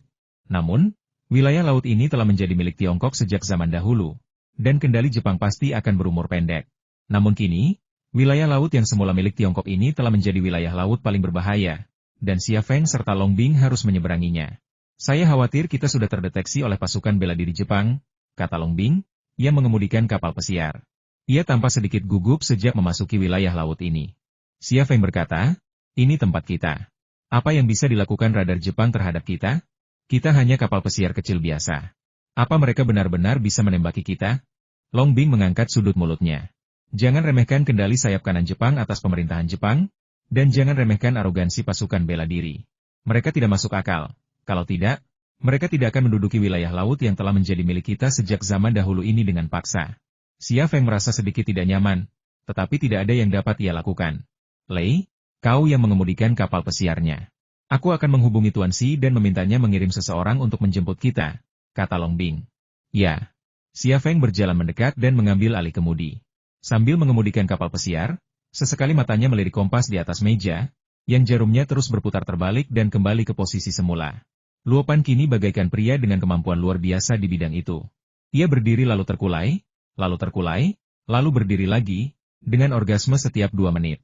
Sesekali, Xia Feng mengintip ke langit melalui kokpit, tak kuasa menahan diri untuk menebak di mana objek berikutnya mungkin berada di kedalaman langit. Spekulasi semacam itu selalu membuatnya merasa tertekan dan frustrasi, dan rasa tak berdaya yang mendalam membuncah di hatinya. Long Bing segera mengakhiri panggilannya dengan Si Boren. Ia berkata kepada Xia Feng, saya sudah memberitahu Bos Si tentang situasi kita, dan beliau sangat senang. Beliau bilang akan memberitahu militer, dan paling buruk, mereka akan mengirim kapal pengintai maritim untuk menjemput kita. Yang harus kita lakukan sekarang adalah terus berlayar dan memperpendek jarak ke kapal penerima. Xia Feng mengangguk. Dalam situasi ini, semakin pendek jaraknya, semakin aman. Saat kapal pesiar berlayar di antara ombak, sebuah pulau kecil perlahan muncul dari kejauhan. Pulau itu tampak biasa saja, namun memainkan peran yang mengganggu stabilitas keamanan Asia. Pulau itu tidak akan membunuh siapapun, tetapi pasti akan menumpahkan darah untuknya, bahkan di medan perang. Perjalanannya lancar, tetapi setengah jam kemudian, sebuah pesawat pengintai Jepang tiba-tiba muncul di langit. Dengan penglihatan Xia Feng, ia bahkan bisa melihat bendera Jepang di badan pesawat. Jepang mengirim pesawat pengintai. Ekspresi Xia Feng berubah serius. Mungkin untuk memastikan situasinya. Apa yang kamu yakini? Mari kita pastikan kita tidak punya masalah, kata Xia Feng. Dan kita memang punya masalah. Ekspresi Long Bing juga berubah serius. Ia tahu apa yang dimaksud Xia Feng. Jika itu adalah kapal nelayan Jepang yang muncul di perairan ini, pihak lain mungkin tidak akan curiga. Namun, sebuah kapal pesiar yang datang dari Okinawa dan langsung menuju Cina, itu masalah besar. Jika pesawat pengintai itu menentukan bahwa kita punya masalah, apakah ia akan melakukan ini? Tanya Long Bing. Xia Feng tersenyum kecut. Kalau tidak terjadi apa-apa, pasukan bela diri mungkin akan mengirim speedboat untuk mengejar. Bersiaplah untuk bertempur. Sial, orang-orang Jepang ini benar-benar sulit dihadapi. Tidak bisakah mereka membiarkan kita pulang dengan bahagia? Pesawat pengintai terbang mengelilingi kapal pesiar 2 kali di langit dan kemudian terbang menuju Okinawa. Meskipun terbang menjauh, Long Bing dan Xia Feng tidak merasa sedikit pun lega. Long Bing mengeluarkan semua senjata dan perlengkapannya senapan runduk XL-2500, senapan serbu gale, pistol, dan granat. Ia mengisi semua senjata dengan magasin dan menyalakan pengaman. Siap bertempur kapan saja. Xia Feng melepas jarum kompas dan menyimpan kompas itu. Kapal pesiar itu terus melaju kencang. 10 menit berlalu dengan cepat. Kapal yang dituju tidak muncul, tetapi 4 speedboat bersenjata Jepang muncul di cakrawala, mengejar kapal pesiar Xia Feng dan Long Bing dengan kecepatan setidaknya 3 kali lipat. Kapal pesiar sipil tentu saja tidak dapat dibandingkan dengan speedboat militer bersenjata. Kecepatan speedboat bersenjata dapat mencapai lebih dari 100 km per jam, dan dilengkapi dengan senapan mesin berat. Perlindungan mereka sendiri juga sangat kuat, dan bahkan peluru senapan mesin pun tidak dapat menembusnya. Situasinya tiba-tiba menjadi kritis. 1 speedboat bersenjata membawa 5 tentara pasukan bela diri, dan 4 speedboat berarti 20 tentara pasukan bela diri bersenjata lengkap. Ditambah lagi dengan senapan mesin berat di speedboat bersenjata dan senjata serta perlengkapan yang dibawa oleh tentara pasukan bela diri. Jika terjadi pertempuran, kapal pesiar yang ditumpangi Xia Feng dan Long Bing akan hancur dalam waktu kurang dari semenit. Dalam pertempuran di laut, kemampuan Xia Feng dan Long Bing tidak berguna. Senjata mereka, senapan serbu gale dan senapan runduk XL-2500, memang bisa membantu mereka yang kalah jumlah dalam pertempuran di hutan. Tetapi di laut, 1 senapan mesin berat saja sudah cukup untuk menghancurkan mereka. Kapal pendukungnya menghilang di laut. Perahu cepat bersenjata 4 itu dengan cepat menutup jarak ke kapal pesiar itu. Jika aku mati, kau harus mengingatku. Long Bing tiba-tiba berkata demikian. Jangan bilang begitu. Kita akan baik-baik saja. Xia Feng menghiburnya. Tetapi ia tahu bahwa krisis ini sebenarnya lebih serius daripada saat ia disergap oleh pasukan khusus Amerika dan agen CIA di Afghanistan. Karena saat itu ia masih bisa bertarung dengan kemampuannya, tetapi sekarang, jika ia hanya melepaskan tembakan, itu berarti menghadapi serangan 4 senapan mesin berat musuh di tempat yang tak bisa ia gerakkan. Long Bing tiba-tiba memeluk Xia Feng dan mencium bibirnya. Itu adalah ciuman yang menyedihkan, ciuman perpisahan. Lei, Perjalanan ke Jepang ini adalah saat terindah dalam hidupku. Aku sungguh ingin menghabiskan sisa hidupku bersamamu. Tapi, Longbing tak sanggup melanjutkan. Gadis bodoh, percayalah padaku, kita tidak akan mati. Xia Feng memeluknya, tidak sanggup berpisah dengannya. Hubungan antara dia dan Shen Tutianyin sederhana dan mantap, sedangkan hubungan antara dia dan Longbing penuh gairah dan langgeng, berbagi hidup dan mati. Pakai pakaian selammu dan sembunyilah dengan barang-barangmu. Bawa telepon satelit dan hubungi Tuan Si nanti, kata Longbing di telinga Xia Feng. Xia Feng mendorongnya dan bertanya, apa yang ingin kamu lakukan? Longbing berkata dengan tegas, kau tidak boleh mati. Kau terlalu penting bagi negara kita. Aku berbeda darimu. Aku terlahir sebagai pejuang untuk negara ini. Aku seorang pejuang. Mati di medan perang adalah kehormatan terbesarku. Medan perang juga tujuan akhirku. Jangan coba-coba membujukku. Aku sudah membuat keputusan. Aku akan membawa mereka pergi. Kau harus bertahan hidup. Pada saat ini, mata Xia Feng berkaca-kaca. Cepat. Keluar. Teriak Longbing pada Xia Feng. Apa kau akan membuat pengorbananku sia-sia? Xia Feng tiba-tiba tersadar.